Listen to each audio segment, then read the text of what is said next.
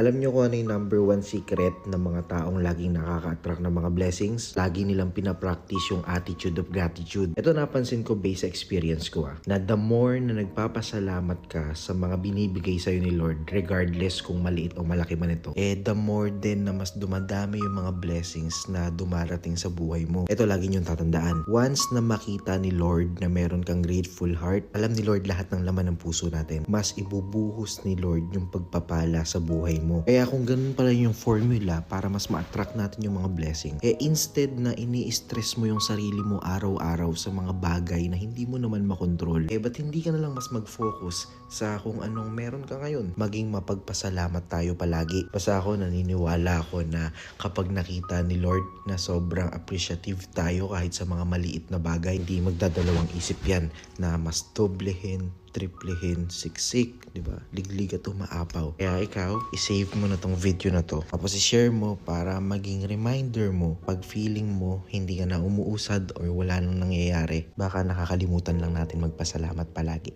Follow me for more.